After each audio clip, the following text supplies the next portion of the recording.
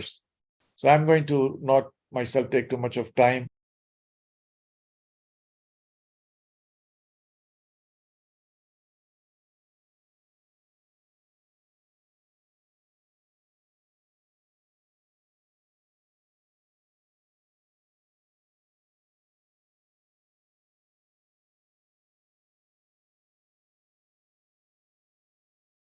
What happened? Click the leave button or something.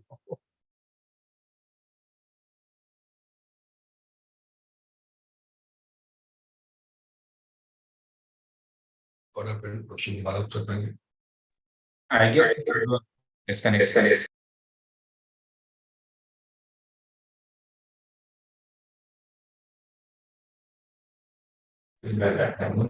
Okay, so now somehow this is disconnected. I request Sharmila ji to speak something because she is here and delivering lecture just for this and qualitative research perspective. What are the changes that has been taken place? Just add some insights. Okay.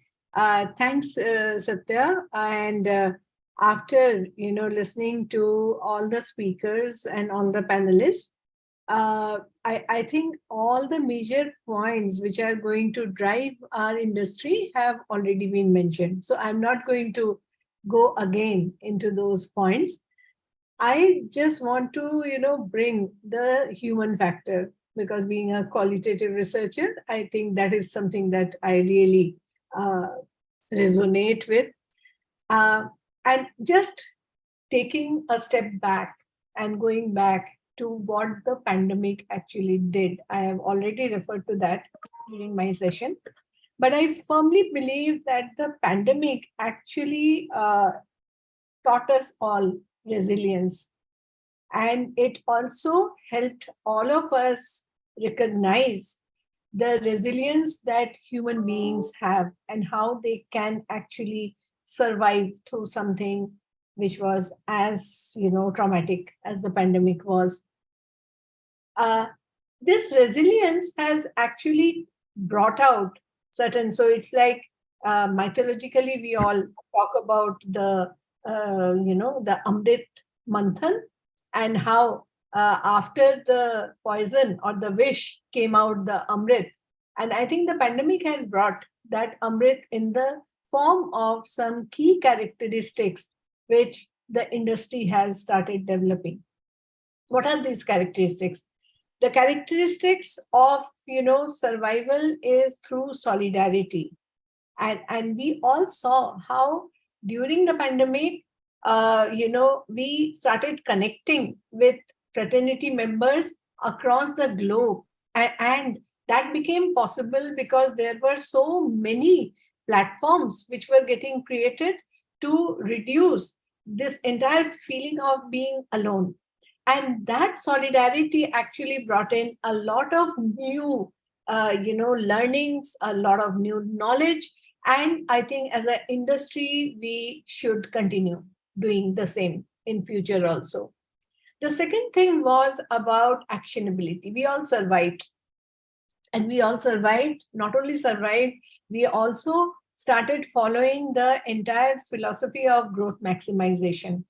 I think that started opening the minds of researchers that if you are seeking growth maximization for yourself, for your agency, then unless your studies, your research starts mirroring that for your clients, it is not going to work for you. And thus the focus on actionability, which as a researcher, I think I have been, I have faltered on that. Many others have also faltered on that, when we have thought that our job is to just go back with the findings to the client. But taking the findings to the kind of actionability that we are seeing as researchers, and having that confidence that our experiences across categories, across different kind of marketing tasks is good enough for us to stand and actually talk about some possible action that can be taken. and that should lead to growth maximization for our client. That started becoming, a far more done kind of a thing than it was earlier. And I hope as an industry, we continue doing that. The last two things, which are really about human factor, are about the mindfulness that came with all those, hours of isolation that we had spent during the pandemic. Mindfulness about understanding the decision-making process. Mindfulness towards understanding the new influencer lot which is coming out, and therefore including them in our study, in our interpretation, thinking about them. User-generated content, being mindful about giving them the wherewithal of sharing content which they have generated, which actually represents their thoughts much better than what they would have articulated. And also the ethical consideration part, which I have been harping upon, for my, a large part of my session, that yes, we need to start paying heed to the ethical part, which is part of our job. And data confidentiality norms across the globe are already in place. India is also catching up hopefully fast with that. So therefore, all those things are coming in. The last thing that I want to say is about embracing vulnerability. Once again, an outcome of the pandemic where it was okay to be vulnerable. And then that vulnerability leading to paying a lot of attention to the kind of culture that your organization should have. Chandan, mentioned retention and attrition as a issue that is, faced by every market research agency. And it is not a new issue. We have always faced that. But I think a very conscious effort to actually provide a platform to develop the culture consciously so that it actually becomes a meaningful place for the young researchers who are joining the stream is something that we have started doing, and it should continue. And there comes the second acceptance of the vulnerability about who is it that we are going to recruit. I think very little value was given to the context from which the researchers are coming from. So therefore, researchers who are coming from small towns, maybe from backgrounds, economic backgrounds, which are not really the absolutely IM kind of a background, or even MBA background, all that value was not given earlier. But then pandemic and resilience again established that researchers who are coming from that context are actually able to empathize with much more in terms of what the consumers are going through. They are able to actually interpret it much better. And that value started being given. So therefore, lateral recruitments from smaller towns and smaller, institutions, all of that has started becoming a very conscious kind of effort for the, for the industry. And I do hope that that also continues. So those were the human factors, Satya, that I definitely wanted to mention. Thank you. And now Professor Malhotra has also come. So Professor Malhotra, muted. You're That you muted. are on mute. Professor Malhotra, your mic is muted, I think. Yeah, I think, okay. Now I think I should be okay. Yeah. I was apologizing for unintentionally I went offline. I maybe clicked something and then it took me a while to get back online. But finally I'm here. So thank you for taking over and continuing the discussion. I'd actually finished my talk and we were asking for questions from the audience. And we have a few minutes for that still left. So anyone from the audience, you have any questions, comments you want to share? You are more than welcome to do so right now.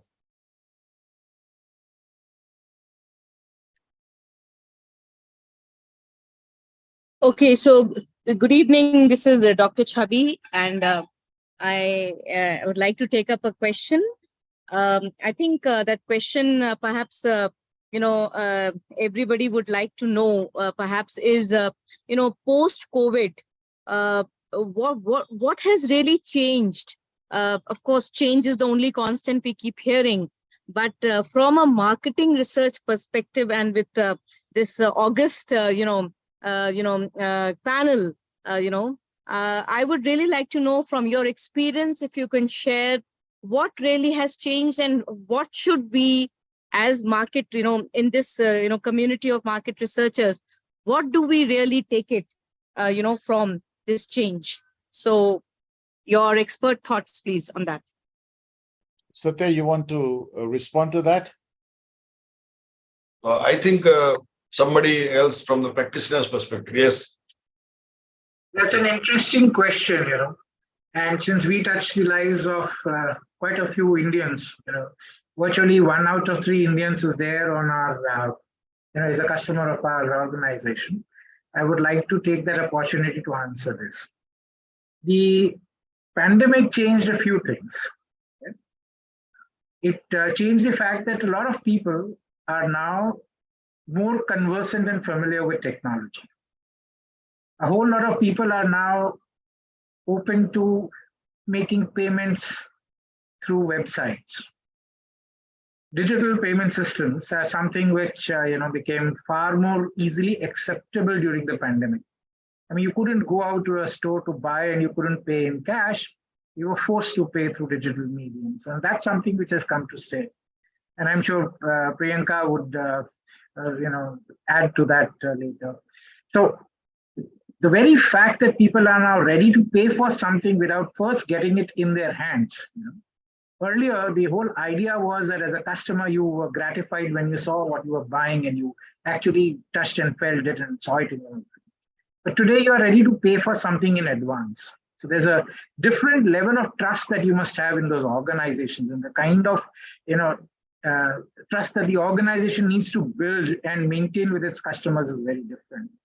So receptibility to be making payments upfront is something that has changed after the that it wouldn't have happened. The government tried with demonetization and whatever, but the success for this entire digital payment system can be attributed more to the the problems that happened during the pandemic. What the customer now does is there's too much of information that's available to them. Data is cheap. A huge number of our customers have mobile phones and especially smart mobile phones. So they access information, they compare real time of what they are going to buy and what they are going to do. The way that the entire customer journey towards purchase of something, that seems to have changed. And because that has changed, the way that we study this behavior and the way that we now try and understand the consumers for market researchers needs to change very drastically. Just asking them certain way, the questions in the way that we used to do earlier is going to be very different. They don't really remember what they did 3 days back in terms of surfing a website or trying to buy something. So on real-time online data that's coming into us, that needs to be now merged with what they're saying when we do specific stated research with them. It's interesting. So customer behavior itself is changing. They no longer buy the same thing in the same place. You have a situation that people sitting in the US buy things for their parents sitting in India, and get it delivered. So the entire fundamentals of research or fundamentals of marketing have changed. Can the fundamentals of research remain unaffected when that kind of a behavior is happening? Who is the customer? That itself becomes a question for us many times. We've tackled this so many times. Who's the customer, who's the end user, and who's the consumer in this entire case? So who all are we studying? Research today really needs to open its mind to the idea that everything that we talked about in terms of traditional research with fundamentals being there will be challenged by people who want research to be delivered almost in real time. They need to be delivered at a cost which is significantly much lower. The way that we used to do research, there is a very significant cost to research. So both time and cost is going to, the availability of these is changing for the kind of research that we do. New technology, whether it's augmented reality or whether it's machine learning or automation, which is coming in terms of how people will order things and how they will, is ensuring that a lot more data gets collected. So research per se will change. The market research or consumer research, the way we've been doing it will change drastically. It's already changing. Well, thank you for those comments. Thank you. Chavi, I would add by saying that there is a stream of literature available. A lot of people have written, published articles, including one out of CME, which was published in European Journal of Marketing, about the changes due to the pandemic. So if you really want to go into deeper insight, I would review that literature. And I think that you will be able to get some systematic insights from around the globe. All right. And in terms of how the pandemic has changed the underlying behavior of consumers. All right. But Jayant has also made some good points. So, and I agree with Yes. those. Thank you very much. Professor Malhotra, I'd like to just add 2 cents to what Mr. Yes, Jain please. Dr. Chavi, I have a line I live by, which is data everywhere, not a drop to drink. So today, there is no dearth of data. It is about really making sense of data. And as Mr. Jain has mentioned, because of pandemic, there are newer avenues which have opened to the customer.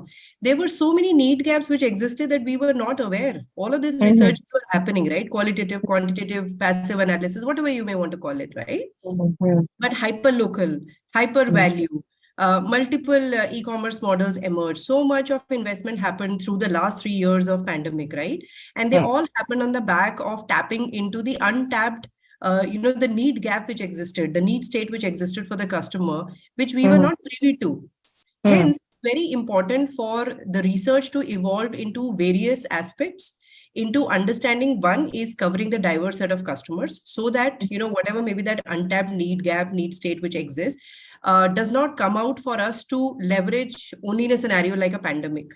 Yeah, we are ahead of the curve. And hence, things like, or behaviors like, multi-tab exploration, consumers are spoiled for choices. So they're looking into prices, comparing prices, selection, etc. across different apps. They're doing offline to O2O, as we call it. They are standing in an offline store and comparing prices, looking at the online app. And, they're using that methodology to negotiate with the offline player, right? A trust deficit country like India, like ours, ratings and reviews and user-generated content, local and regional influencers have become very important, because I don't want to trust maybe an Amitabh Bachchan talking about a particular product, but I'm far more comfortable, if my local influencer is talking about that product, right? So a lot of these aspects, and hence what are the impressions people are leaving on the social media and passive intelligence, all of that, as well as in a very, in time, just in time, just creating those insights well in time to be able to make very faster decisions is the need of the hour. So data everywhere, but we need to make sense out of it. All right. Thank you. Thank you so much. Satya, this session is supposed to end at 7. Satya, when is this session supposed to end at 7 p.m.? You're muted, sir. You're muted. Satya, Oh, I muted. We can finish No, now. I'm not We can finish now, but before finishing completing the session, just Some questions. should we complete now the session, or we'll allow some questions? I think that the session has been completed. What time is it supposed to end at? 7 o'clock p.m.? 7. IST? 7. Yeah, Yes. so it is now past a few minutes past 7, 5 minutes over. So we can end the session unless somebody has anything pressing. Before just Central essay. before just completing the session, you just want to showcase the LIC. No.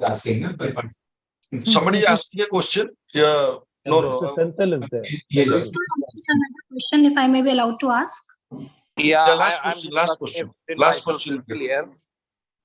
Okay, thank you, sir, for allowing me. My question is from Chandan, sir. Actually, you mentioned about the role of human values and looking outside the demographics to understand that how consumers are actually behaving on the online platform.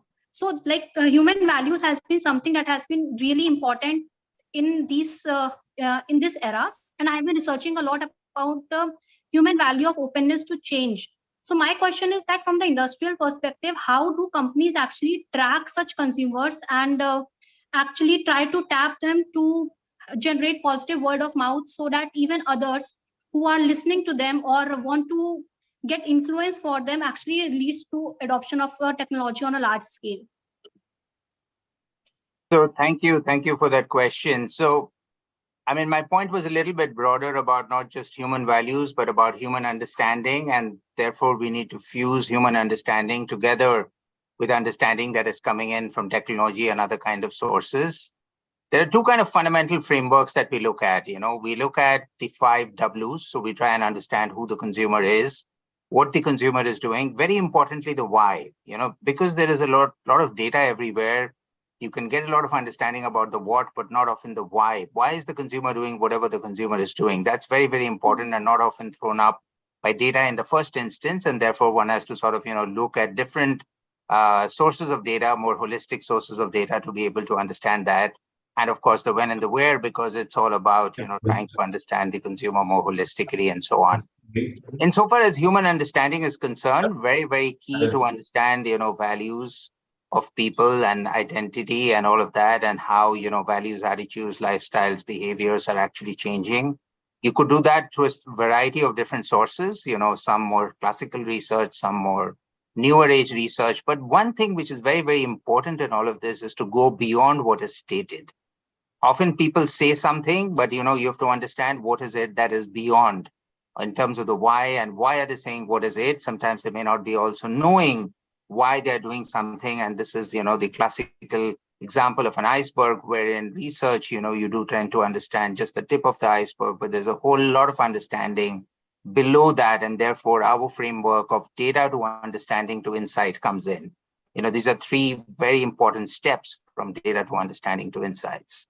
In today's world, if you look at human behavior, one of the important things is to rely on people like me or like us. And that is why you see the onslaught of a large number of influencers all around us, the kind of content being made by influencers all around us, whether they're nano influencers or micro influencers, really small ones, or the bigger influencers, the macro influencers. And if you take it one level higher to the celebrities, you have a whole spectrum of different influencers who actually influence different things. And if they believe in something, if they stand something, of course, the entire influencer piece is also being challenged a lot of, ethical and other kinds of grounds. Getting a response from someone who is a person like me, who has used a particular product or has been through a particular experience, or has, lived a particular thing, and getting their views around, whenever you want to, let's say, travel, or when you want to talk to somebody else, who has used a particular thing or been through a certain experience. We see new mothers, for example, or young mothers, getting experiences from other mothers on how they dealt with a particular situation and so on. So user to user understanding and intent and conversation is very, very important. It's very key that we are able to join all these dots together so that we have a very well informed understanding of how do we really, finally look at humans. At the end of the day, all businesses, all technology, all of society, everybody is trying to serve the human being. So I think we have to be very, very key and clear that everything goes back finally to the human being. Thank you for that. And Satya, I'm going to thank all the speakers and thank the people in the audience. We have had about 50 people attending. Thank you for coming. And I'll turn over to you, Satya. You can do your acknowledgements while I see and close the session. Thank you. Can you please? Camera.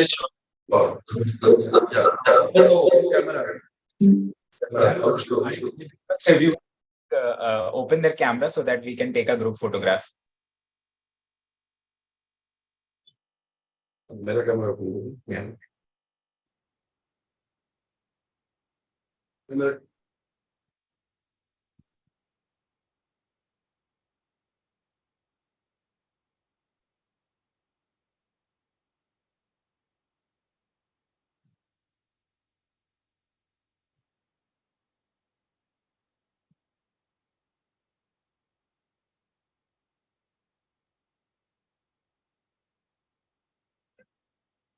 Yeah. So are we ready? I guess almost everyone has turned on their cameras, right? Mr. Okay. Senthil, can you please open your camera? Alright. Yeah. So we are just taking the photograph. Okay, we're gonna smile now. 3, 2, 1, go. Couple more. Okay, thank you very much. People just thank you very much. Thank you all of you. People closing just can you please Sure. Like, Sure. yeah. Okay, I guess I'm audible. Yes, yes. Sure. We would like to thank our networking partner Pearson, right, and community partner Marketing Research Society of India, Academy of Indian Marketing, VMware. There is another session by VMware tomorrow in the first half on capturing consumer insights on machine learning. We would like to thank Sharmila ma'am from Purple Audacity, Delberto, Lal Bahadur Shastri, Shastri Indo-Canadian Institute for being our networking partner and disseminating the information. And lastly, the gold sponsor LIC. We thank their participation of more than 20 people for their active participation in both the workshop sessions and as well as the webinar. We're going to leave you with some of their offerings, some of their advertisements, which they have recently launched. So I'm going to play the same. Just play one and we'll go. Sure.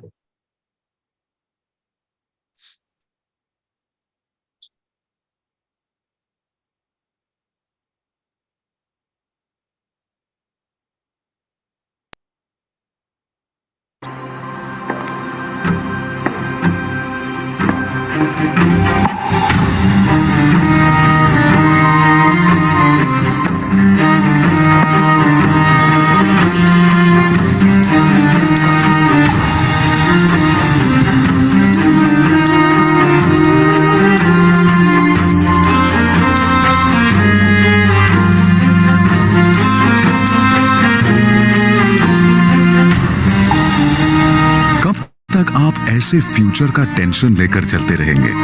Future के tension को करें pension से free. LIC के new pension plus के साथ अपनी pension का plan बनाइए, क्योंकि ये प्लान आपके फ्यूचर के लिए मार्केट लिंक्ड वेल्थ क्रिएट करता है। और तो और इस प्लान में गारंटीड एडिशंस के साथ पेंशन पाने के कई ऑप्शंस भी हैं, so that you grow young and tension free. LIC, हर पल आपके साथ। Thank you. Thank you, everyone. I guess we will now give a basic validatory address. So, thank you.